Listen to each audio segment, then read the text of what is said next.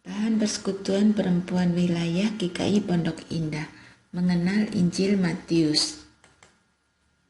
Keteguhan hati, Matius 15 ayat 21 sampai 31. Lalu Yesus pergi dari situ dan menyingkir ke daerah Tirus dan Sidon. Maka datanglah seorang perempuan Kanaan dari daerah itu dan berseru, "Kasihanilah aku ya Tuhan, anak Daud, karena anakku perempuan kerasukan setan dan sangat menderita." Tetapi Yesus sama sekali tidak menjawabnya. Lalu murid-muridnya datang dan meminta kepadanya, "Suruhlah ia pergi, ia mengikuti kita dengan berteriak-teriak." Jawab Yesus, "Aku diutus hanya kepada domba-domba yang hilang dari umat Israel." Tetapi perempuan itu mendekat dan menyembah Dia sambil berkata, "Tuhan, tolonglah aku." Tetapi Yesus menjawab, "Tidak patut mengambil roti yang disediakan bagi anak-anak dan melemparkannya kepada anjing." Kata perempuan itu, "Benar Tuhan, namun anjing itu makan remah-remah yang jatuh dari meja tuannya." Maka Yesus menjawab dan berkata kepadanya, "Hai ibu, besar imanmu, maka jadilah kepadamu seperti yang kau kehendaki." Dan seketika itu juga anaknya sembuh. Setelah meninggalkan daerah itu, Yesus menyusur pantai danau Galilea dan naik ke atas bukit, lalu duduk di situ. Kemudian orang banyak berbondong-bondong datang kepadanya, membawa orang lumpuh, orang timpang, orang buta, orang bisu, dan banyak lagi yang lain. Lalu meletakkan mereka pada kaki Yesus dan Ia menyembuhkan mereka semuanya.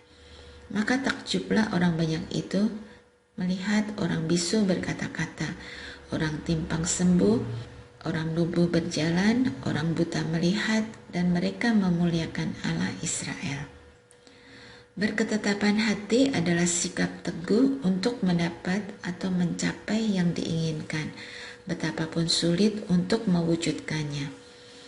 Mudah menyerah, patah semangat, seringkali kita pilih ketika kesulitan dan penolakan berulang kali kita hadapi. Ditolak itu menyakitkan dan melukai harga diri kita. Tidak mudah untuk merendahkan hati pada orang yang telah menolak kita. Di dalam pelayanan Yesus, Ia pun pernah mengalami penolakan, bukan hanya sekali, namun berkali-kali. Orang yang dilayani mengeraskan hati dan tidak percaya dengan apa yang diberitakan Yesus. Menariknya, di dalam bacaan ini, Yesus yang menolak seorang perempuan Kanaan. Keterangan perempuan Kanaan menjadi penting untuk memahami ketegangan antara orang Yahudi dan non-Yahudi. Orang Yahudi membatasi diri bergaul dengan orang non-Yahudi. Mereka terbiasa menolak kehadiran mereka yang bukan Yahudi. Sikap Yesus pada saat itu menggambarkan sikap orang Yahudi di masa itu, yang tidak pernah mau membuka hati pada mereka yang bukan Yahudi. Namun, penolakan tidak meluluhkan semangat perempuan itu, karena ia sangat tahu bahwa sulit bagi orang Yahudi membuka diri padanya. Perempuan ini hanya memohon belas kasihan untuk kesembuhan anaknya. Ia begitu mencintai anaknya, cintanya membuat dia tidak menyerah untuk mendapatkan belas kasihan dari Yesus. Disinilah terjadi sebuah pembalikan. Pertama, Yesus memuji iman ibu tersebut. Kedua, Yesus mau menyembuhkan anak ibu tersebut. Mari kita belajar gigih, bukan karena ingin memaksa sesuatu yang kita inginkan, namun kita bersikap gigih karena kita mencintai. Ibu ini bersikap gigih, tak tergoyahkan semata-mata karena ia mencintai anaknya. Penderitaan anaknya mendorongnya untuk berusaha sekuat tenaga dan tidak menyerah ketika menghadapi kesulitan. Yesus bukan saja melihat kepercayaan teguh pada diri ibu ini dan bahwa dia bisa menyembuhkan, namun Yesus juga memandang cinta ibu ini kepada anaknya. Bagaimana kita merespon cerita ini pada konteks saat ini? Jika kita mengaku sangat mencintai Yesus, Seberapa besar cinta itu membuat kita memiliki ketetapan hati untuk melakukan apa yang Yesus percayakan pada kita. Bagi kita yang sering mengatakan bahwa kita mencintai Yesus, seberapa besar cinta kita sehingga kita mampu juga membuka ruang dan mengasihi sesama kita.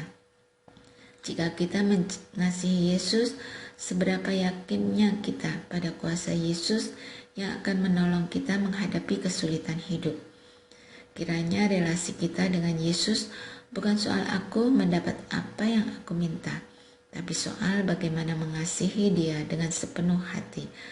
Mengasihi Dia sehingga kita selalu berketetapan hati untuk melakukan kehendak-Nya sampai kapanpun. Diskusikan bagaimana kita merespon cerita tersebut pada konteks saat ini. Doakanlah segala kesulitan yang kita hadapi agar kita tidak menyerah, namun terus berketetapan hati mengandalkan Yesus dalam segala hal.